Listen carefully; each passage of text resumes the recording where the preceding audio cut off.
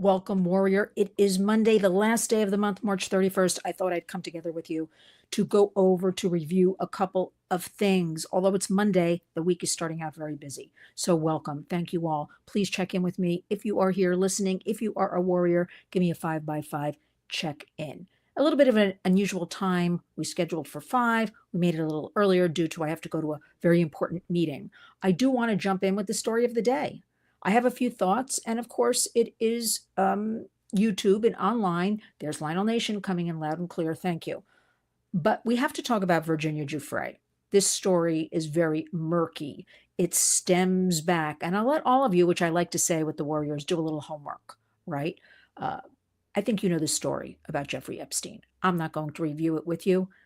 I also think, in my opinion, we're never going to get a clear picture, know the clear picture, have any kind of conclusion that satisfies most of the public. We're just not going to know. It's gone. It's done. The Epstein story has been going on for decades now. Really became part of the public radar 2008. Think about that. Almost 20 years ago. It's a long time ago, right? Maybe not 2008 for the general public, but it was there lurking in the background. So all of a sudden we wake up to, Virginia Giuffre. The story she put on Instagram is that she was hit by a school bus going approximately 60 miles an hour, and that she has 4 days to live. She's in renal and kidney failure. So we'll be keeping an eye on this. But here's what I want to say about this whole story. I did a very quick scan, reached out to a couple of sources. Nobody. Some sources that should know something, and they had no information. Again, it's very murky. If we had all of the public's attention on everyday, unfortunately, I have to say everyday, sexual exploitation, trafficking, MRO, thank you, concur 5x5. If we had all of this attention on what's really going on in our communities across the United States, I wish I could take 1% of that. We had that Epstein file dump, major failure a couple of weeks ago. I just got back from DC, as you know, and many of my colleagues there said, "What was that?" And I said, "Well, if you don't know, I certainly don't know." Major fail. Again, we're not getting to the bottom of that. Here's the story. What happened to Virginia Giuffre? She's been very quiet the last couple of years. Last we heard in 2022, living with her husband and 3 children in Australia. There's not even a clear picture where this accident happened. Why is she in that picture? She's got earrings on, kind of a tank top, her hair. And I'm just saying it's so mysterious. But when you have people like Prince Andrew and others involved, we're not going to get the answers to this. These are the people with the power and the money. Again, I want to remind you, if the public would only put some of this attention, 1%, that's all I'm asking, on children every day across the United States who are trafficked, who are exploited, who are missing. Can you imagine how many more kids we could help, we could find? So that's kind of my point for this whole thing. Of course, everybody's jumping on the story because they kind of deem it, I have to say what they deem it, kind of sexy, right? Because labor trafficking, certainly, we're going to get into that in a couple of minutes, is not, because I have new thoughts on the labor trafficking in the United States, is not sexy. So, right now, we wish Virginia Giuffre the best. I always found it very curious that she claimed somebody attacked her. Then years later, she said she made a mistake. That's okay. Not victim blaming here. Just saying we don't know. We don't know anything. There were New York families that weren't involved with Jeffrey Epstein. They're still walking around free. So many things happening. Ghislaine, have we seen a picture of her lately? I know she's supposed to be in prison, but nothing from nothing. Keep an eye on it. But I want the attention put on the here and the now, on real kids, real people.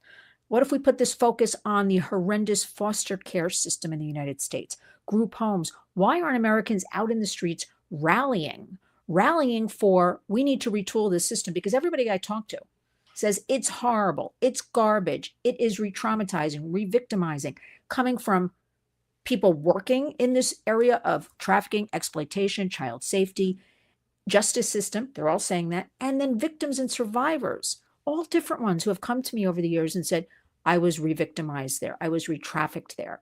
So if we all know this, Let's put our focus on these real issues that need to be addressed in 2025 because enough is enough. Now, I want to go back to something that I told you about the other day because it's still eating at me. This was Friday night when I traveled straight off, from Washington over to Astoria, Queens, to the local 52, which is here in New York known as IATSE, the motion picture uh, crews that move around cables and wires and all that. It's a union for showbiz to bottom line it. And the most wonderful mother, Glynis Burke, and you will see the interview I did with her if you go back and look, the Warriors under interviews, along with Dawn Pizzolatto, who is the advocate and the arranger and the organizer for the Black Poster Project, started by Mom Dee Gillen. They set up the hall with hundreds upon hundreds of images. Just looking at these pictures online, on my X, on my Facebook, Instagram, does not do it justice. You have to be there in person. You have to see it. So I'm going to try a little something new today. I'm going to show you just a little bit of what I witnessed. There you go.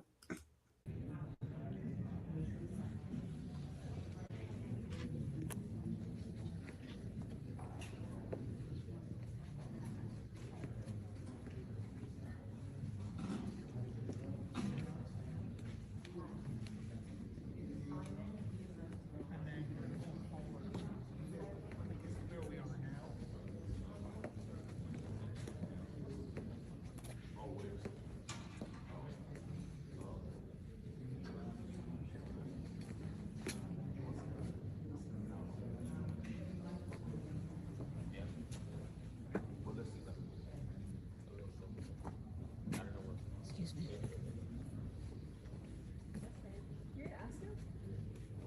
When they look at the pictures, so they can.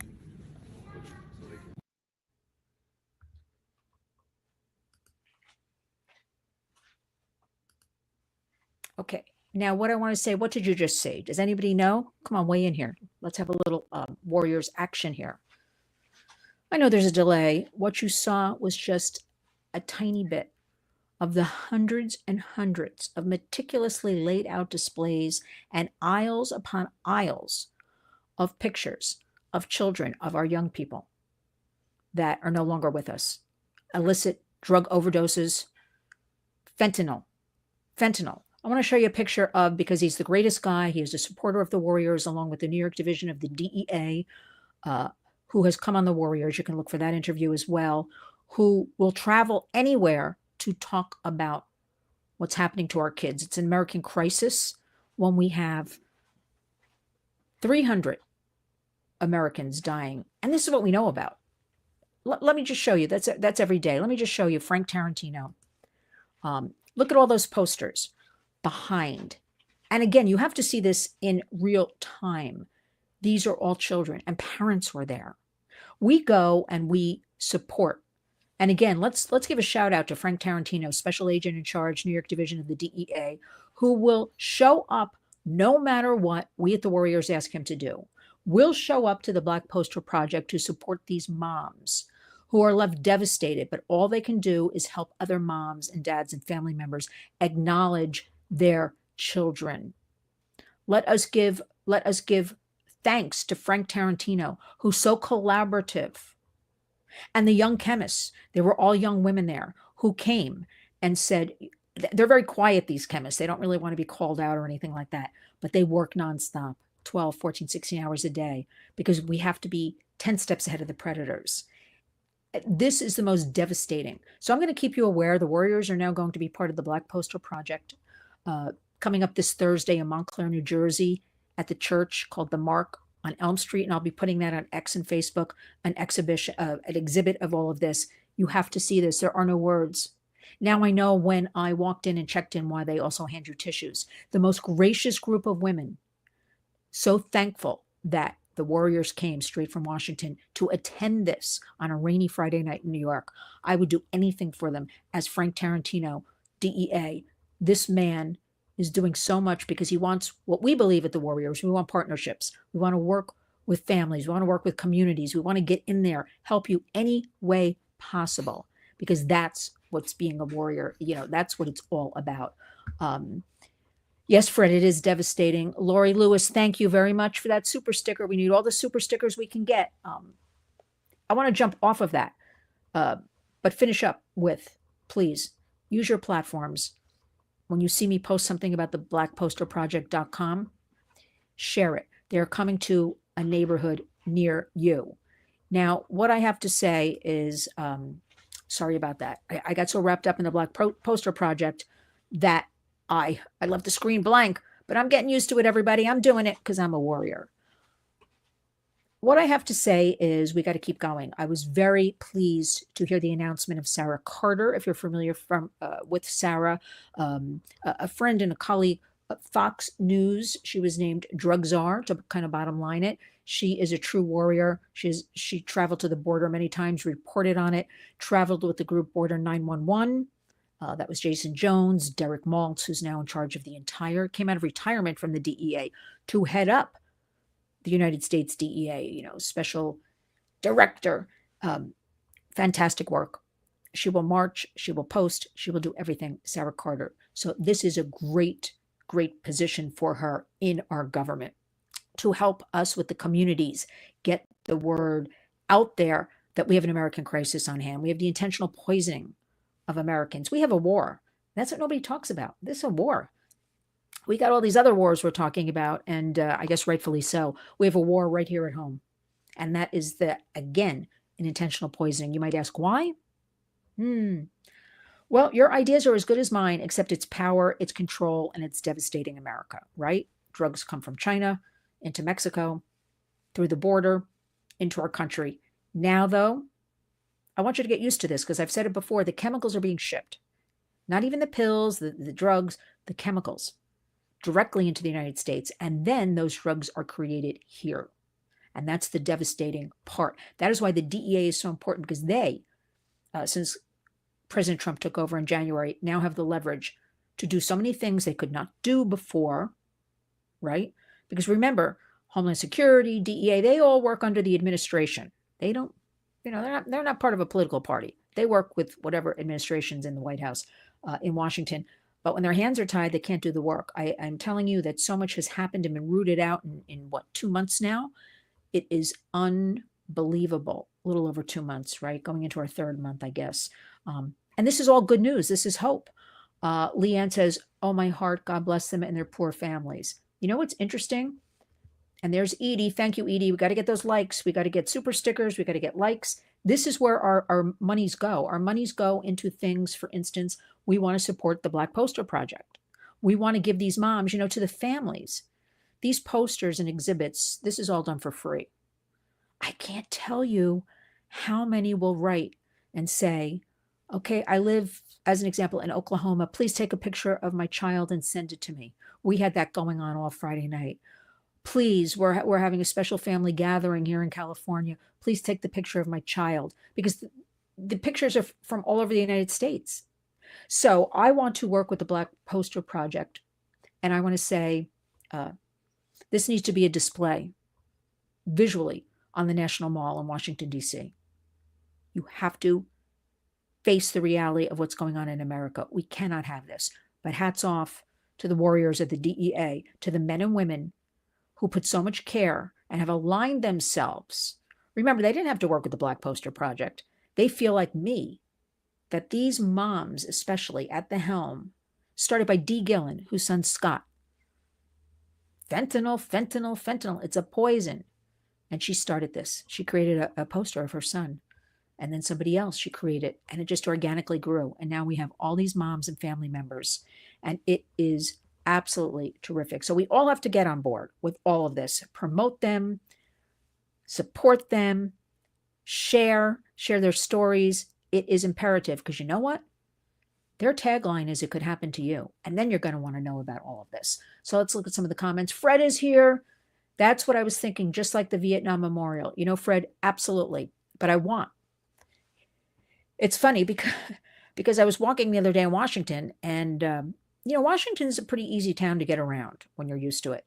And I'll just say I was near the White House, and I stopped in my tracks all of a sudden and looked up, and there was the Washington Memorial. And I just stood there for a second. I was thinking about things. The Black Poster Project has to be laid out from the back of the White House, not the literal back, because it's all blocked off for security, but you got to go out a little bit, right? And fenced and things. So between the White House and the Washington Memorial, the whole thing could be filled with black posters. What a visual that would be. And that would be shared with every community across America so they can see billboards, right, on highways so they can see. What's interesting is when the moms told me they did their display at St. Patrick's Cathedral last August, I was out of town, we'll just say, on a warrior's mission, and I could not attend, unfortunately. I was very sad about that, but people kept coming into the cathedral on Fifth Avenue and 50th, 51st Street saying, oh, who are these children? Why are these posters of these children? And then when they would say, well, they're not here anymore. People were crying, they told me. People ran out of the cathedral. People couldn't handle it. It is overwhelming, but it's the reality. So let's talk about blackposterproject.com. Let's get on board. So we have all of that going on. And let's see what else. I'm not hearing anything about April 5th. And April 5th is the deadline for TikTok. Remember that, everybody? Where did that story go? It was postponed several times. For President Trump needed more time to deal with China, to deal with TikTok, to deal with parent company ByteDance, basically just selling it off to an American company and let it continue because it's one of the top platforms for all Americans, but especially kids. They like TikTok, Snap, YouTube, IG, Instagram. That's what they're on, right? But again, let me just stop to thank our dear warrior, Edie Crowley, because Edie has been with us from the beginning. Thank you, Edie. That means the most to me. Edie's a warrior. I'm going to leave it at that. It's her story to tell, but she's a warrior. And she is so supportive of us and so thankful that Fred's a great gifter, and Fred gifted her. And Fred, that's a great idea. Please keep gifting Edie and others because that's what we need so they can be here with us. Thank you. Thank you, Fred, and thank you, Edie. But let's get back to this TikTok story. Very disturbing because I also asked another source of mine in Washington today, what's going on with that? Because the deadline for selling off TikTok, separating it from its parent company, ByteDance, in China is now April 5th. Well, April 5th is right around the corner. I haven't heard any talk about it. What's going on? I know we have a lot going on in America, but I want to know about this. But nobody's asking. I want to know about this because TikTok, every platform is dangerous. We can all agree. Every platform has CSAM, child sexual abuse material. We can all agree. I'm a little bit of the mind, and people have said I surprise them when I say this. You can't just go after TikTok for being dangerous. You have to go after every platform. We'll leave that for a minute because they're all rife with all of this exploitation. And remember, the bottom line is they look at our kids as dollar signs. They truly do. They don't care if kids get hurt, you get hurt, exploit it. They're in it because they're protected. They have Section 230 of the Communications Decency Act. But we'll get to that in a minute. But here's the thing that's annoying me about TikTok, and I keep bringing up, and I did all last week in Washington, is the focus on TikTok is not for child safety, anybody's safety. It's for our national security threat. There's no mention of kids and safety at all from anybody. Democrat, Republican, nothing. Everybody just said national security threat. But there was no mention of. Now, you could say that all of this exploitation of children falls under national security threat, trafficking, sextortion, if you want to, pull it out like that so far. But no mention. We have to be in the face, right? Why is China allowed to have educational material on their TikTok? Why is China allowed to have the ability to shut down TikTok after 40 minutes? Just shuts down. Why is TikTok, the children are not allowed to use it? I believe it's between something like their time, 11 p.m. and 8 a.m. It's something like that. Those are sleeping hours, not allowed to have TikTok. Why was TikTok allowed to flourish from China for so many years and harm our children? So I feel like it's very hypocritical. You're slapping the Band-Aid on in the government right now. Where was everybody, right? When all of this was coming along and happening. Because and I know, predators are always 10 or 20 steps ahead. I don't know why that is. Because we're supposed to have all this great technology and all these people that are whizzes, all of this has been in the works. Like, why was all of this allowed? I ask myself this question several times a day. If anybody has an idea, let me know. Other than power, they can do it and they can make money. Money over human dignity, money over safety of our kids and families. But why? Why? And then somebody told me actually in Washington, well, we're a capitalist society. So I'm like, yeah. So what does that have to do with the safety of our children being exploited online? Well, no, I don't. I don't know. I don't know. And should the burden should not be falling on overwhelmed parents and family members and kids to take care of all of this, right? But unfortunately, as we chip away in Washington and work on your behalf, the warriors, you have to step up and help with all of this. So I'll be keeping an eye on this, but tomorrow will be April 1st, April Fool's Day, and we'll see where this is going because I want the child safety. I mean, why, when the most current TikTok challenge is dropping the heaviest object on your feet you can find in your surroundings? And then a teen girl had to go get her toes amputated because she dropped a microwave on her feet. Why is this allowed? Why are kids doing it? That's another program we got to get into. I also want to bring something to your attention that we have to. I started talking about it about 8 months ago because I went back and looked. I am in shock about child safety and labor laws. What's going on? Do you know what's happening with those? Because right now, we recently had 12 states that relaxed them in the last year. We have another 12 or 13 that have legislation on board. For instance, and a lot of Republican states, Florida, New Jersey, not a Republican state, yet, but saying we want kids to be able to, work around the clock. We don't want to put any restrictions around anything. Why is this being done? And I've been thinking about it. I put a good article on our X, I believe, and our Facebook. At least I think I did. We do so many things around here. It's all kind of molding in. But the article is actually from a year ago or so. Child labor remains a key state legislative issue. And we need to seize opportunities to strengthen this. Because when I go through this, and even though this article is a year old, actually that's probably a little after that when I started talking about this a year ago, this should be a top issue for us. Since 2021, 28 states have introduced bills to weaken child labor laws, and 12 states have enacted them by last year. And we have 14 more states introducing bills to do this. Now, why are they doing this? It's really such an attack on child labor laws. Why? Are you hearing about this? Maybe you are. Weigh in if you are. No. I mean, there's a little lag here. If you've heard about this, let me know because I'm curious. I like to do, kind of focus groups so since everybody's scattered around what's going on. But 1 year ago alone, 8 more states introduced actions on bills to roll back child labor protection. Florida, for instance, would eliminate long-standing state guidelines for teens, allowing 16-year-olds and 17-year-olds unlimited hours, including during the school year, and eliminate meal or rest breaks. Sounds like child labor to me, doesn't it? Labor trafficking to me. Kentucky lawmakers introduced a bill to allow nonprofits to hire 12 and 13-year-olds, and a bill to prohibit the state's labor commissioner from setting standards on child labor. Also, no meal breaks, no requirements for meal breaks or rest periods. 2 other states, Indiana, and I mentioned New Jersey, my home state, have introduced bills to extend the number of hours minors can be scheduled to work either during the summer, school year-round. Go for it. You can work all the time if you're a kid. Missouri and West Virginia, new bills to eliminate youth work permits and would allow 14-year-olds to do landscaping, groundskeeping, roofing, factories, and mill work, and it goes on and on and on.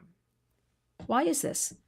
So then I began thinking, and I keep asking, and I did last week in Washington, and when I go back in the near future, I'll be asking again. So now we have in excess of 500,000 unaccompanied minors, from our wide open borders in the United States. I did hear the figure is closer to a million of these illegal kids. And I kept saying, well, where are they right now? What's the plan for them? Every single person. We don't know. We didn't hear about this. We don't know what's the plan is. Now, certainly, if you're any kind of humanitarian, you, well, what are we doing with, for instance, we'll say 1 million kids? We can't send them back to those horrible countries where they have nothing. They'll be trafficked, victimized, pure poverty. I'm not that hard-hearted. They're here illegally. But why are we hearing no discussion, no transparency, no anything? I guess it's just like, the 96 NGOs that worked on the border and were paid millions upon millions upon millions of our tax payers' dollars to run vetting kids and sponsors and connecting them. And there was all kinds of criminality going on there. Didn't hear anything about that, except it's kind of done and over, right? Where are the kids now? And somebody brought to my attention, you know what? The emphasis may be, we talk about sex trafficking nonstop, right? And indeed, it is explosive among youth, kids, young people. But labor trafficking, this person felt that the real kind of linchpin here was these kids are all involved in labor trafficking. Now, these kids might not think. Remember, a lot of these people came here, they want to make money. They want to work. They will wash dishes. They will sweep sidewalks. They will be delivery men. You know what? Things Americans just won't do. I grew up, remember the days where like college kids would be working in the supermarket in the summer, or, lifeguards and all those kind of jobs, at the Dairy Queen. Like, no, I don't know what happened, but American kids don't do that anymore. These jobs are filled by other people. So where are all these kids right now? And they also grow up in a culture where from the time they can walk and talk, they're put to work. That's what their families do. They work to make money. They help their mother and father in the fields, or they help them, whatever it is. So they come here and they want to work, these kids. They may be 10, 12, 14. Where are all the kids? Why are all the states rolling back child labor laws all of a sudden in this time period? You think there's a connection? I'm curious. I'm also what you think. And I'm also curious why nobody's talking about it, especially when I go to Washington and ask people to their faces and nobody seems to know anything. Edie, I do know there is a general societal apathy towards children's issues. Well, Edie, you're absolutely correctly right about this, but we're warriors, and we are going to talk about this 24/7, 365. We are going to raise awareness. We are going to keep at it. We are going to educate our kids. We're going to intervene. We're going to work on legislation. We're never giving up, right? The reality is, are we stopping any of this? No. But you know what, at the Warriors, because people ask me all the time, why do you do this, Lynn? What, and I'll say, because somebody has to do it, because I'm passionate and want to do it, and because I will not let the enemy win. I will get in your face. I will travel this country. That is why I need your support. I'm not shy about that. That's why I need all of you. Edie, that $2 helps a lot. Every penny helps. And I'm just going to keep going. Nobody finances me. We do it ourselves, kind of thing. So thank you. Thank you for even being here today to listen to these issues. They're not easy to listen to. They're not exciting. They're not sexy. They're not anything. And that's why when everybody's talking today about Virginia Giuffre and Jeffrey Epstein and getting all these clicks and likes, and are they out like the Warriors? Pounding the pavement in Washington, demanding answers and transparency? Are they in the safe houses, working to raise funds for them, working with survivors behind the scenes, educating in the schools? Which reminds me, I don't want to go off on a tangent. You know what we do here in the Warriors. Who is promoting these changes to child labor laws? Democrats? Leanne Burns, I am here to say it is both Democrats and Republicans. That's what it is. If you look at the article I posted, look at the states. You got Florida all in. They want this. What does that tell you? I can't, figure out why, except, right? So it's both. You have to remember, all of the issues we talk about are bipartisan. I'm going to say Democrats and Republicans are equally to blame for so many things, right? That being said, I will work with a Republican doing good work. I may not like some of the other work they're doing, but if they're doing a good child safety legislation bill or something, I'm going to sign on after it's vetted. I'll work with them. If a Democrat is doing a good piece of child safety, family legislation, I may not like something else they did. I'm going to work with them. And that's what people don't understand about the Warriors. We work where there's good work, despite Democrat, Republican, up, down, side, center, whatever you want to call it. That's where we go because it's all for you. It's all for children. It's all for what's right. It's called collaboration. And that's what a lot of people can't understand. It's a right issue. It's a left issue. No, all of the issues we talk about on the Warriors are humanitarian, human rights crises we have going on here. So, Southern Reporter, my 12-year-old grandson wants to rake leaves for a job. Okay, but is that like in the neighborhood? We used to shovel snow, for $5 or rake the backyards or babysitting. We're not really talking about that, Southern Reporter. If that's what you're talking about, I need a little more clarification. Ruth, we haven't even gotten into that whole organ thing. Very profitable business. We need a separate tutorial and show on that, which I'm going to have to start talking. See, these issues, I want to bring forth issues people aren't talking about, the child labor. Let's talk about the organ. Let's talk about the foster care group homes. I will say in another sad story, Emily Pike, the 14-year-old Native American teen in Arizona, whose mom thought, let me get her off the reservation. She's having mental health problems, and put her in this group home closer to town and closer to medical attention. She thought she was doing the right thing for her daughter in this group setting. One day when a church came in, this is the story we were told. So I'll just have to tell you the story we were told. A church group came in, and while they were performing, Emily told her roommate, I'm going to slip out and go meet a boy I met one time at a guitar class. And she left, never to be seen again. Found 1 month later, 100 miles away on the side of a highway in a black garbage bag. That's all I'm going to say. There are no leads, according to her family. I was on the Nancy Grace Crime Stories with Nancy Grace program with her uncle, who was filling us in about all of this. There is a $75,000 reward for information leading to an arrest. So far, nothing. Somebody somewhere knows something. I will say this past weekend, there was a beautiful service for her at a local school where so many people turned out. Unbelievable, at least to give her mom and dad some sort of, I don't like the word closure. How can there ever be closure with these issues? But at least to acknowledge them. And also that her tribal, law enforcement will work with the FBI. But I don't know about this FBI. We'll leave that one. What are they doing? Another program, everybody. Yeah. Remember, this is all based, it's very crass, but I have to say it, it's all based on money. Everything's money. Money, money. I want to also suggest that I put on our Lynn's Warriors Facebook, Dr. Bethany Marshall, talking I want to plug in holes in 2025, what we are not talking about enough that we need to talk about. And she talks about, she's a wonderful colleague, and she appears with me frequently on Nancy Grace, love bombing. How this is happening to a lot of our girls and some boys and adults, where they just bomb you with love and attention and gifts. And then these people move in and abuse and exploit. So we call it the Romeo effect with kids in schools where, for instance, a 15-year-old girl thinks, this 16-year-old boy is her new boyfriend, and he's giving her gifts and nice dates, and they're very patient.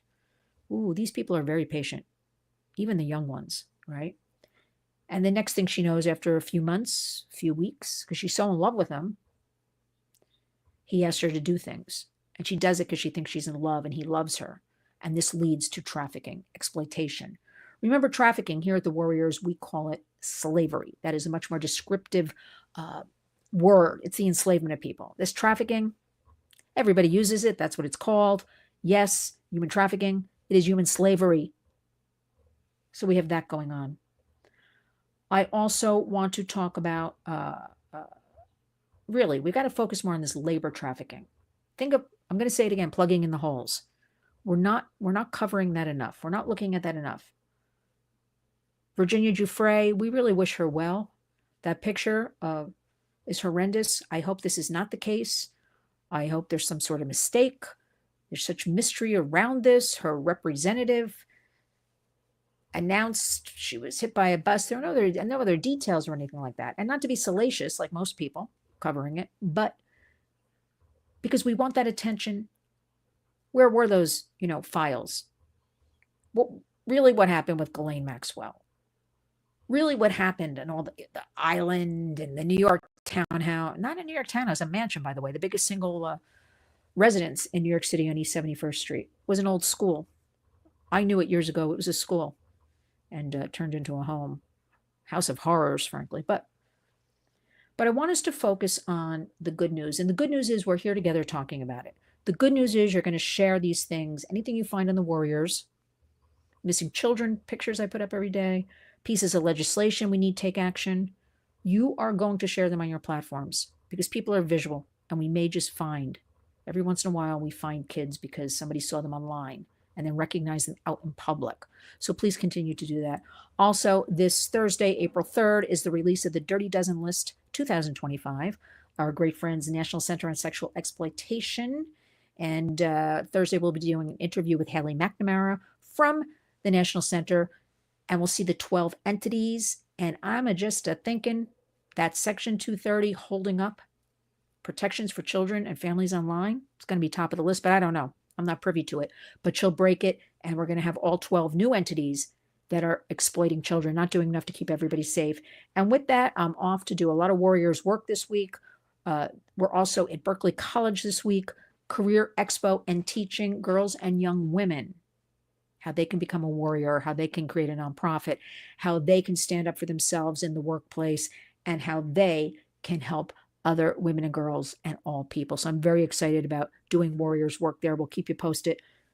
Who knows when I'll jump on next, whenever we can get a few minutes in. With that, please honor our hashtag Community Creates Change. Stay tuned, everybody. Just sent out the newsletter today, May 6th in New York City is our Warriors fundraiser, spring fundraiser. We're having a dance party because there's so much hope, and a buffet, and we're going to have all kinds of great things going on. If you're in the area, I want all of you to come sign up for that newsletter because it'll go out a second time tomorrow, right? So you still have time. Go to linswarriors.org, scroll down right side, e-newsletter, and you will get it. It will fill you in what we're doing, but we're going to have a dance party because there is so much great stuff going on. So again, thank you for joining. Let's see. I have to thank Edie Crowley. Thank you very much. And Lori Lewis, Warriors from the get-go, for your support. Fred, thank you always for giving people memberships so that they can participate in all of this and supporting of the Warriors. Now, you got a lot of homework to do too. Everything. You got to read up on the Warriors on Facebook, on X, and how you can use some of that information on your platforms. Thanks, everybody. We'll talk again soon. Remember, each and every day when you wake up, go out and be a warrior.